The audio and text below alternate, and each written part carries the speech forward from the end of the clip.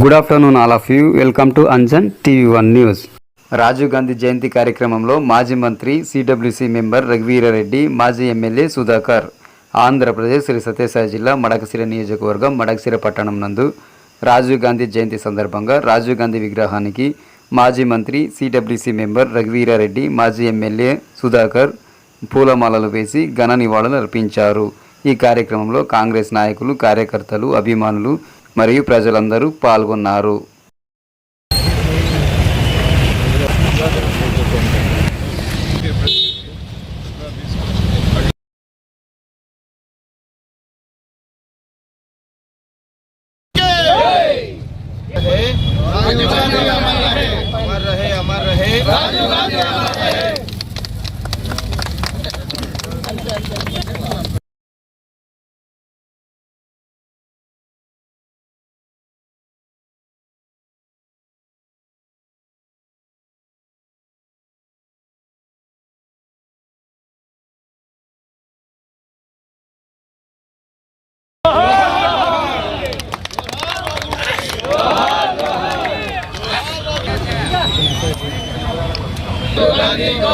जोहर जोहर राजीव गांधी, जोहर जोहर जोहर राजीव गांधी, जोहर राजीव गांधी, जोहर जोहर जोहर राजीव गांधी, जोहर रेड्डी गारी नायकत्వం రెడ్డి గారి నాయకత్వం.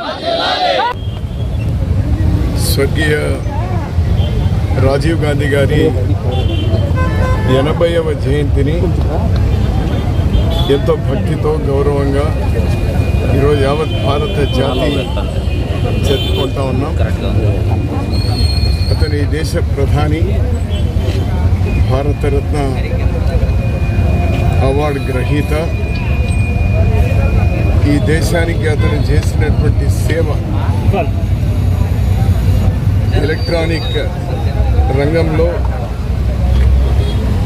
యువతకు ఓటు ఇవ్వడం, 18 సంవత్సరాలకే ఓటు ఇవ్వడంలో అంతకు మించి ఒక ఢిల్లీ నుంచి అధికార వికేంద్రీకరణ, గ్రామ స్థాయిలో అధికార వికేంద్రీకరణే కాకుండా నిధులు వికేంద్రీకరణ కూడా మొట్టమొదటిసారి రాజ్యాంగాన్ని కూడా మార్చి కేంద్రంలో ఉన్న బడ్జెట్ నిధులను ఆయా గ్రామాలకు నేరుగా నిధులు పంపినటువంటి మహనీయులు. విప్లవాత్మకమైనటువంటి మార్పులు చూస్తూ ఉన్నాం గ్రామాల్లో. ఒకప్పుడు గ్రామాల్లో కనీసమైనటువంటి సౌకర్యాలు లేని పరిస్థితి. ప్రతి దానికి కూడా ఎమ్మెల్యే దగ్గరకో, ఎంపీ దగ్గరకో, మంత్రుల దగ్గరకో పడిగాపులు కాసేటువంటి పరిస్థితి. అలాంటిది రాజీవ్ గాంధీ గారు తీసుకున్నటువంటి ఆ చొరవ వల్ల, రాజ్యాంగ సవరణల వల్ల, నిధులు పంపడం వల్ల ఈరోజు గ్రామాల్లో పూర్తి మార్పులు వచ్చినాయి.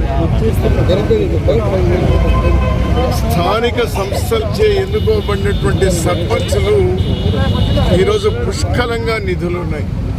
దురదృష్టం కొద్దీ ఢిల్లీ నుంచి వస్తున్నటువంటి నిధులు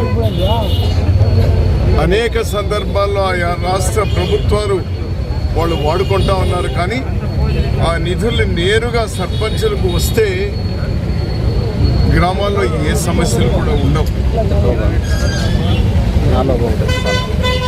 నేను ఇప్పుడు ప్రభుత్వాన్ని కోరుతా ఉన్నాను, వాళ్ళు చేస్తే మంచిది. లేక భవిష్యత్తులో 29లో కాంగ్రెస్ ఆధ్వర్యంలో ప్రభుత్వం వస్తుంది.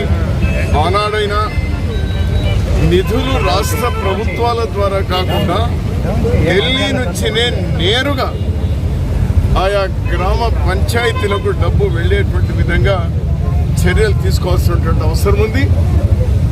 అటువైపు కాంగ్రెస్ పార్టీ మరో అడుగు ముందుకేస్తుంది. రాజీవ్ గాంధీ గారి 80వ జయంతి సందర్భాన మరి రాజీవ్ గాంధీ గారు ఈ దేశం కోసం ప్రాణత్యాగమే చేశారు. తెలిసి వాళ్ళ తల్లి మనమంతా అమ్మగా పిలువబడేటువంటి ఇందిరాగాంధీ దేశం తునాతునకలు కాకుండా ఆమె ప్రాణత్యాగం చేస్తే పంజాబ్లో వచ్చినటువంటి పరిణామాలు, మళ్ళీ ఎల్టీటీ వాళ్ళ ద్వారా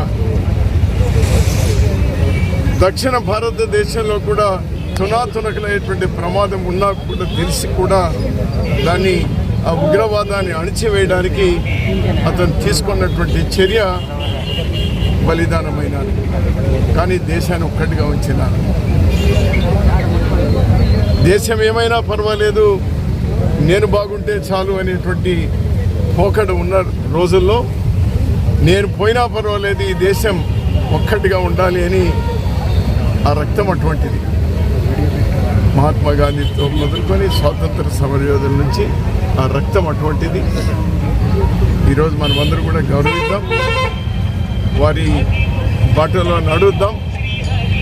రాజీవ్ గాంధీ గారికి మరోసారి నా ప్రగాఢమైనటువంటి గౌరవాన్ని, భక్తిని శిరస్సు వంచి వారికి నమస్కరిస్తూ వారి ఆశయాలు ముందుకు తీసుకెళ్ళడానికి మా వంతు మేము తప్పకుండా కృషి చేస్తాం. నమస్కారం.